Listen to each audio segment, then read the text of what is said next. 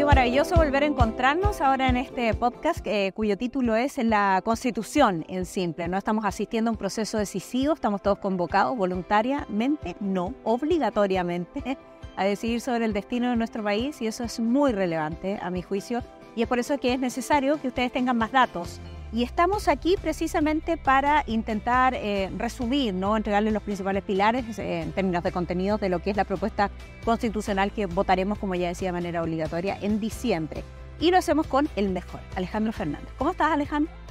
Muchas gracias, Sole. No sé si soy el mejor, pero al menos le pongo empeño en tratar de traducir lo más fácil los contenidos. Muchísimo. Y por eso nuestro podcast es visto y escuchado. Director ejecutivo de la Fundación Pacto Social, abogado, magíster en Derecho y, como ya explicábamos en el capítulo anterior, miembro de la Secretaría de Participación del Proceso, que fue una de las instancias ciudadanas donde se pudieron poner en tabla, ¿no?, las ideas de los ciudadanos respecto, o los intereses de los ciudadanos respecto a esta Constitución. Estamos ya, querido Alejandro, en el segundo capítulo. ¿En qué sentido la Constitución puede afectar la economía de un país? Lo discutimos tanto en la versión pasada, ¿no? Y por lo tanto, en la creación de empleos, que yo creo debe ser uno de los temas más sensibles del momento. Sí, creo que por eso era bueno tocar este tema en estos capítulos. Si bien muchos podemos decir, bueno, pero la Constitución no tiene efectos directos en la economía, pero evidentemente existen, hay bastantes, y por eso creo que es bueno conversarlo. Yo diría que lo primero que uno podría decir como reflexión general es que son clave que las reglas del juego estén bien marcadas, ¿cierto? Sean claras para cualquier persona que, por ejemplo, quiera invertir, ¿cierto? En algún negocio, crear alguna empresa, ¿cierto? Si tú no tienes claras las reglas, es muy difícil porque muchas veces tú inviertes mucha plata y recién vas a empezar a ganar, utilidad en varios años más. Por ejemplo, los proyectos mineros, energéticos, pero incluso cuando uno arma un pequeño almacén, ¿cierto? Cualquier tipo de negocio, en general, al principio es puro gasto. Entonces, es súper importante tener reglas claras. Y cuando se abre un proceso constituyente, evidentemente uno dice, bueno, pero ¿cuáles van a ser las reglas? Por ejemplo, ¿el derecho a propiedad va a seguir igual o no? ¿La iniciativa económica cómo va a estar regulada? ¿Qué rol va a jugar el Estado? O sea, hay un montón de cosas que quedan abiertas y que además, legítimamente, uno puede tener ciertas desconfianzas porque el año pasado se modificaban ciertas cosas. Entonces uno dice, bueno, sí, se están haciendo cambios, necesito ciertas certezas. Y por eso, como te digo, yo creo que es súper importante tratar aquellos elementos, como se llama, de orden público económico, o sea, aquellas reglas fundamentales del texto constitucional que son muy importantes para la empresa, para el inversionista, para invertir y generar trabajo. Y porque evitan la incertidumbre. Vamos entre los temas que el texto incorpora en estas materias. La verdad es que no innova mucho respecto a la Constitución actual. Y lo primero que nos aparece es el derecho de propiedad, ¿no?, que mantiene las normas de la Constitución actual. Nadie puede, en caso alguno, ser privado de su propiedad, sino en virtud de la ley que autoriza la expropiación por causa de utilidad pública o interés nacional. Sí, eso es importante porque el año pasado se abrió una discusión grande. Tú sabes que en general, claro, una expropiación no es la regla general, pero obviamente que necesitamos tener esa certeza de que nuestra casa, nuestros bienes no van a ser expropiados por una autoridad de manera arbitraria. De hecho, uno recuerda, casi es como entre trágico o cómico, cuando Chávez en Venezuela se paró en una plaza y empezó a decir expropiese, expropiese, expropiese. Sí. Una facultad así totalmente arbitraria. Entonces, en Chile la propiedad ha estado bien protegida en nuestros textos constitucionales y acá no es la excepción. Y en el caso de cuando hay expropiación, se establece que se tiene que indemnizar por el precio justo, o sea, no precio justo, no sino precio justamente justo. por el precio de mercado. Precio de El texto mercado. del año pasado hablaba de precio justo y eso Era genera incertidumbre. Exacto, claro. Muy ambiguo. Acá se habla básicamente de indemnización por el daño efectivamente causado. O sea, si tu casa vale 100 y te expropian, tienes que pagarte 100. Y no un precio justo que puede ser algo muy discrecional de una autoridad. Nos gastamos mucho tiempo de análisis también en el tema del agua. ¿Aquí se mantiene el régimen actual? Prioridad del consumo humano, agua como bien nacional de uso público y existencia de derechos de aprovechamiento de agua. Sí, eso es importante porque se incorporan los primeros dos elementos, están a nivel legal en el Código de Aguas, que de hecho fue aprobado transversalmente hace unos años, y se elevan a nivel constitucional, porque evidentemente dice, bueno, el agua tiene que ser primero para el consumo humano, ¿cierto? Es muy importante para la agricultura y otros elementos, pero se declara a nivel constitucional. Me parece que eso es una buena, digamos, el hecho de incorporarlo. Y lo otro positivo, efectivamente, se da garantía para las personas que se dedican, por ejemplo, a la agricultura, de mantener su derecho de aprovechamiento de agua. O sea, el agua es un bien nacional de uso público, pero tú tienes un cierto derecho a acceder a agua para poder regar, ¿cierto? Y utilizarla, por ejemplo, en la economía. Acuérdate la campaña que levantaron, además los agricultores, ¿recuerdas tú? Y no grandes agricultores, sí, pequeños agricultores que levantaron a propósito de las incertidumbres que surgían del texto anterior. El Banco Central sigue siendo un organismo autónomo y técnico. Sí, eso también es importante. Yo sé que suena súper lejano. Bueno, el Banco Central, yo conozco el Banco X, ¿cierto? Donde voy a sacar plata, ¿verdad? El banco de la cuenta RUT, pero ese Banco Central que tiene que ver. Bueno, es súper relevante para efectos de la inflación. Es uno, de hecho, uno de los principales objetivos de la estabilidad de los precios. Y eso tiene repercusiones directas en el bolsillo de todas las personas, ¿cierto? O sea, hoy día, de hecho, estamos viendo la inflación. O sea, básicamente lo que pasó, sobre todo con los retiros y otras cosas, es que empezó a circular mucha plata y cuando hay mucha plata, la plata pierde valor, ¿cierto? O sea, y hoy día, por lo tanto, si bien nominalmente uno puede tener el mismo sueldo que hace un año, ese sueldo vale menos hoy día, ¿cierto? Porque Puedes comprar menos cosas puedes con comprar ese menos sueldo. cosas, el arriendo sale más caro, entonces es súper importante que siga siendo un órgano autónomo, o sea, que el gobierno no pueda tomar incidencia en lo que hace. En otros países se pueden imprimir billetes como locos y termina con una inflación como en Argentina.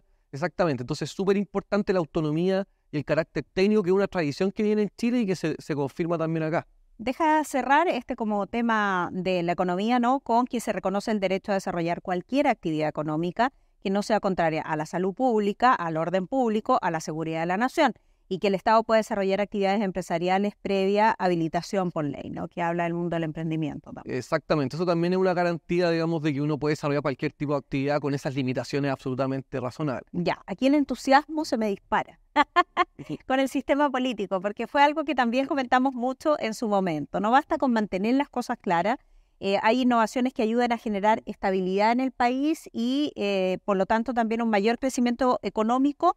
Yo creo que los cambios en el sistema político hay que ponerlos en el centro. Sí, este también es un salto que a veces no es tan evidente, ¿cierto? Uno dice, bueno, ¿qué tienen que ver los políticos con la economía? Mucho que ver, ¿cierto? De hecho, cuando uno ve países, por ejemplo, cercanos a nosotros, vecinos, que tienen un sistema político desastroso, ¿cierto? Presidentes que ni siquiera terminan su gobierno, Perú. un Congreso desordenado, bueno, sí, tiene incidencia en la economía, ¿cierto? Incluso Argentina también, ¿cierto? Y Tiene Argentina, pésimo nivel sin de duda. político, uno ve el nivel de candidatos que tiene, y eso repercute absolutamente en el bienestar de las personas. Entonces, tener un sistema político, básicamente un buen gobierno y un buen Congreso, es fundamental, porque da estabilidad, da gobernabilidad, y eso nuevamente repercute en las políticas sociales, pero también incluso repercute en que si el sistema político funciona, se puede hacer cargo de los problemas de las personas. Si no funciona, se empieza a generar una tensión y puede terminar una crisis social, no necesariamente como el caso, digamos, de este estallido que tuvimos en 2019, pero genera crisis porque las personas dicen, bueno, pero ¿cuándo me solucionan mi problema? Ya, por ejemplo, las pensiones. Exactamente, un caso creo que como emblemático. O sea,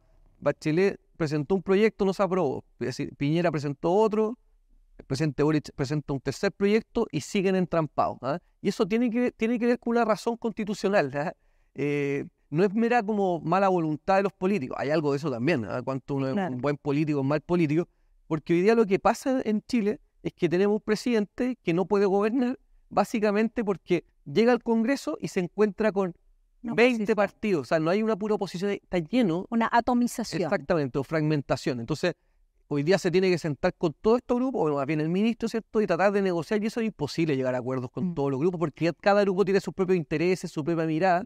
Entonces, básicamente lo que termina pasando es que se choca constantemente. Ya, ¿y en qué sentido esto se mejora en el texto? Porque para generar mayor estabilidad tú pusiste 3 puntos en esta minuta, ¿no? Una es que el Consejo Constitucional enfrenta el hiperpartidismo, esta atomización política de la que hablábamos, disminuyendo el número de diputados de 155 a 138. Yo ironizo con esto porque primero más diputados, después menos diputados, etcétera. ¿Efectivamente ayuda a reducirlos? Sí, pues en términos numéricos. Ayuda a reducirlos, sí, porque se van a elegir menos diputados por distrito. ¿Ya? Eso es relevante porque cuando, por ejemplo, se eligen 8 o 9 diputados, termina pasando que algunos terminan entrando con un menos de un 1%. ¿Te acuerdas? Los famosos diputados del 1% porque son arrastrados. Entonces, tienen bajo nivel de representación y también generan esta dispersión que decíamos. En cambio, cuando se acota, por ejemplo, a que puedan ser elegidos entre 2 a 6, va a eliminar la posibilidad o reducir la posibilidad que entren estos parlamentarios con muy poco nivel de voto. Eso te reduce por un lado. ¿Cómo reduces el número de partidos políticos en el Congreso? Claro, y también se establece esa otra regla que tiene que ver como se llama, como umbral de votación, que básicamente no basta con que una persona, un candidato a diputado, gane en su propio distrito o saque una votación razonable, sino que lo que se espera es que el partido político a nivel nacional tenga una cantidad de votos más o menos mínimo, para que justamente no se genere esa multiplicidad de partidos adentro. O sea, lo que se espera con eso es generar cierto orden. Por ejemplo, los partidos van a tener que fusionarse muchas veces para llevar una cantidad de candidatos a nivel nacional. Y eso que va a hacer finalmente adentro, Sole, es que cuando existe una bancada, ¿cierto? Tú tienes un partido, se genera un orden, ¿cierto? O sea, tal bancada, tal partido se compromete a tal cosa. Y hoy día, como te digo, como hay tantas bancadas como demasiadas diputados, voces. es un desorden gigante. ¿Y efectivamente podrían reducirse los actuales aproximadamente 20 partidos políticos a la mitad? Sí, hay algunas estimaciones, incluso algunos hablan de menos, pero bueno, estos son siempre, mira, el primer problema que tenemos es que ahora hay voto obligatorio ante era voluntario, bueno, entonces ya no es una dificultad, pero efectivamente al menos llegaría a la mitad. Y eso, como te digo, va a permitir ordenar. Y por eso creo que es un avance.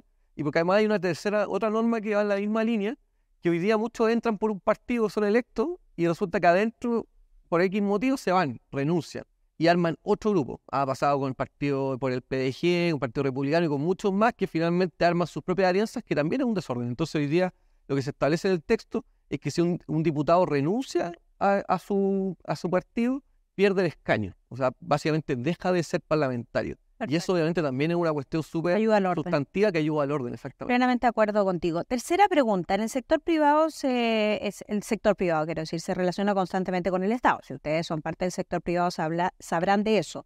Por ejemplo, cuando quiere iniciar una actividad, muchas veces requiere este permiso de la Seremi, otro del municipio, otro trámite del Servicio de Impuestos Internos. Cuando el Estado no funciona bien, también perjudica la economía. Yo creo, Alejandro, que ha sido uno de los grandes temas, a mí me ha tocado en todos los seminarios en los que he participado, la famosa permisología. El propio presidente de la República se ha referido a este tema, el propio ministro de Hacienda, ¿no? Que se vuelve un tema, como él dice, desesperante. ¿Hay mejoras en este cambio o en este aspecto?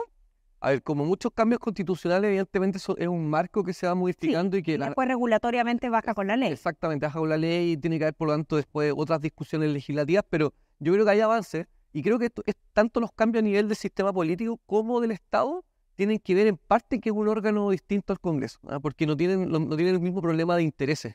Por un lado, el sistema político, ¿cómo lo va a cambiar el Congreso si sería como ellos mismos quedarse sin trabajo? Y en el caso del Estado pasa que los parlamentarios, esto hay que reconocerlo, yo lo he visto, están muy conectados con los funcionarios públicos, porque hay muchos poteos y muchos parlamentarios que dicen, oye, no me echen a este funcionario porque es de mi partido político. Entonces, mira lo que pasó en Atacama con la educación. Exacto, entonces toda esta relación media perversa que se da, cuando lo hace un órgano distinto como el Consejo Constitucional, creo que permitió avanzar mucho más en reglas respecto a la modernización del Estado.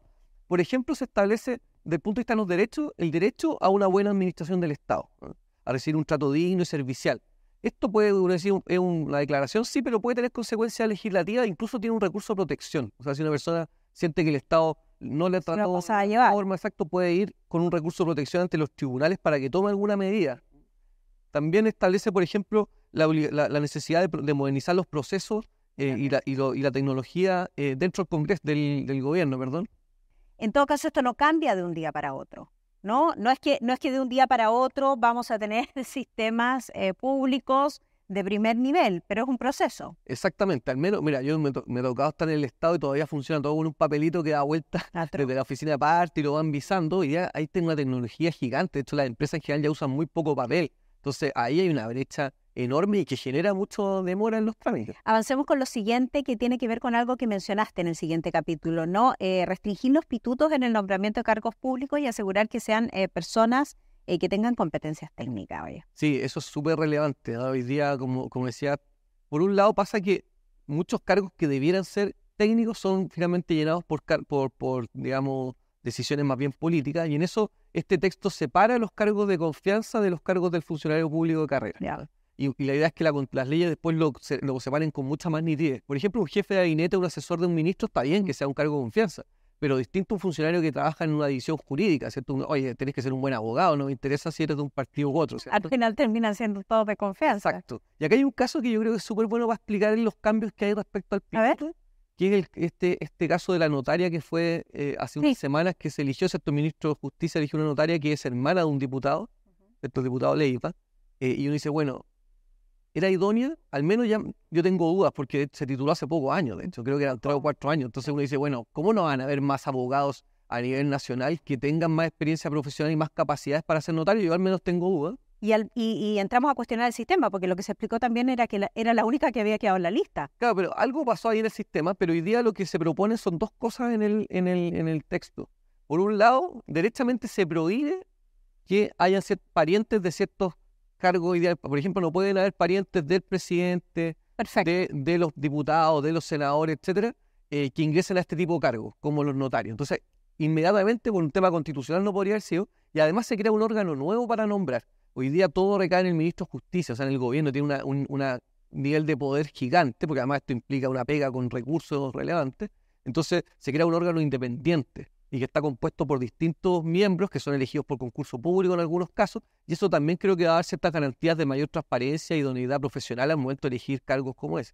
En honor al tiempo, déjame mencionarte 3 más, ¿no? Se señala el cese de funciones y posibilidad de indemnización, ¿no? Esto podría permitir despedir a funcionarios públicos que no son competentes, pero no les tienes que asegurar sus derechos laborales. Yo he conversado con muchos expertos y dicen que uno de los grandes problemas que hoy día tenemos en esta parálisis en Chile no solo es producto del sistema político, sino que también nadie quiere comprarse el conflicto que genera el administrar de manera eficiente a los funcionarios públicos, es decir, estas personas no funcionan y hay que reducirlas o hay que sacarlas o hay que reemplazarlas. Exactamente, o sea, de hecho, también siendo justo, obviamente que hay muchas personas muy competentes La mayoría. en el Estado y de hecho tienen gran experiencia que no te la da otro sector. O sea, yo trabajé, por ejemplo, en temas de reinserción social, ¿dónde vas a ser más experto? Dentro del Estado, pero eso no significa efectivamente, así como hay muy buenos, hay gente que no funciona bien, que obedece a pituto u otras cosas. Y ahí efectivamente la posibilidad de indemnizar también me parece justa, porque hoy día un funcionario que puede llevar 20 años en el Estado, si lo despiden se va sin nada. Y eso también es muy injusto. En el sector privado hay indemnización, entonces acá también abre la puerta, obviamente que la ley tiene que determinar a que puedan ser indemnizados. Entonces, compatibiliza... le da una salida. Exacto, compatibiliza un derecho laboral, una salida digna, decente al funcionario, con la posibilidad de que la autoridad pueda mover y sacar funcionarios que no son competentes y que no están, digamos, a la altura de los requerimientos. En las circunstancias. Déjame mencionarte los últimos 2 para ir con la cuarta pregunta. Se crea una agencia central de políticas, servicios y programas públicos, básicamente un organismo técnico independiente responsable de la evaluación, de la efectividad, de la eficiencia de los programas y políticas públicas. Aquí tanto hemos hablado, por ejemplo, de la evaluación docente. Y también se crea una agencia nacional contra la corrupción que va a coordinar la labor de las entidades estatales con competencia en materias de probidad, integridad pública, transparencia, rendición de cuentas y que promueve acciones de prevención en este ámbito que está tan vigente por estos días, donde hemos visto casos de corrupción, pero impactantes. Sí, de hecho, declara también en los principios que la corrupción es contraria al bien común, y lo pone como una prioridad del Estado. Como digo, son declaraciones, pero creo que pueden tener consecuencias. Hoy día, efectivamente, nos estamos enterando en las últimas semanas de casos gravísimos de corrupción, y nuevamente creo que al menos esas señales de crear una agencia específica, hay que también, obviamente, la Contraloría tiene un rol importante, el Consejo de Transparencia, o sea, hay una serie de órganos que pueden ser coordinados por esta agencia y que pueden ayudar en el combate a la corrupción. Hablemos del trabajo, una constante preocupación de las personas. ¿Qué dice la nueva propuesta constitucional al respecto? Sí, obviamente así como uno quiere tener empleo, ¿cierto? Uno dice, bueno, también cuál va a ser el tipo de empleo y qué derechos voy a tener, ¿cierto? Y ahí, bueno, por un lado se establece, así como en la Constitución actual, la libertad de trabajo, la protección, la libre contratación, también se establece la no discriminación, solamente en base a la capacidad o idoneidad personal, ¿cierto? No te pueden discriminar cuando te van a contratar si eres mujer o hombre, o si estás embarazado o no, todas esas circunstancias no se puede, solamente si es que tienes más o menos competencia. Y se incorporan algunas cosas interesantes como el derecho al trabajo decente. Sí. Sí, que tiene que ver, por ejemplo, con que los trabajadores puedan acceder a condiciones laborales equitativas, seguridad y salud en el trabajo, así como también remuneración justa, descanso, desconexión digital. Algunos de estos elementos ya están incorporados a nivel, del Código del Trabajo. Exacto, pero aquí están en rango constitucional. Esa es la diferencia que nosotros queremos establecer. Remuneración justa, derecho al descanso, a la desconexión digital. Además, la ley deberá promover la conciliación de la vida personal, familiar y laboral. Sí, como digo, son ciertos mandatos. Ahora, enunciados. Son enunciados. El tema de la desconexión digital me parece interesante, creo que uno lo vive mucho en el trabajo, como que no para de usar WhatsApp hasta la noche, y esas son cosas que no son sanas, que no permiten conciliar justamente la familia y el trabajo. Y el otro tema en términos de derechos colectivos del trabajo se discutió bastante. ¿Qué pasó con la huelga? Sí, se discutió mucho porque algunos proponían que la huelga fuera un derecho en sí mismo que no estuviese vinculado a la negociación colectiva. Hoy día lo que tiene que haber es una negociación primero, sindicato o el grupo negociador con el empleador, y si es que no hay un acuerdo recién, bajo ciertos procedimientos llega la huelga, de forma legal. Hoy, lo que se quería hacer era ponerlo como un derecho que se pudiese ejercer incluso sin negociación colectiva. Eso finalmente no se aprobó y por lo tanto quedó como existe la regla de hoy día. Y también se estableció que en el caso de los funcionarios públicos es ilegal la huelga. Lamentablemente, y en la práctica pasa hoy día también, que existiendo esa ilegalidad, igual se termina dando.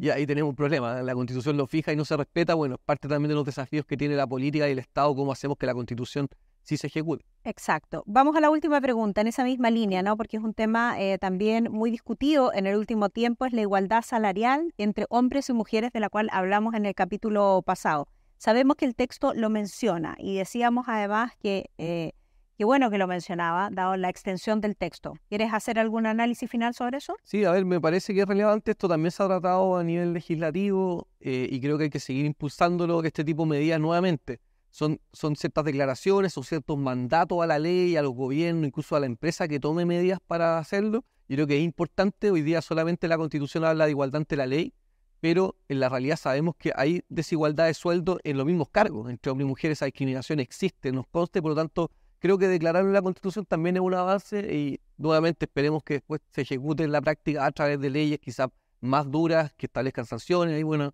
son decisiones del Congreso y los gobiernos. Oye, me pasa que en esta segunda temporada que hacemos, o en esta segunda oportunidad que tenemos, en este caso la Constitución en simple, es que es más simple también llevar la conversación y eso te da cuenta de que no estamos partiendo de cero, no estamos escribiendo de cero, o sea, tenemos como un marco referencial al cual referirnos, ¿no? Y hay un trabajo y una pega adelantada. La decisión, por supuesto, es personal y de cada uno de nosotros, pero aquí la idea es siempre entregarles información. Alejandro, cerramos el segundo capítulo, nos quedan otros por delante, así que manténganse muy atentos a lo que vamos publicando. Muchas gracias. Muchas gracias a ti, Sole. Chao, nos vemos. Gracias por estar con nosotros.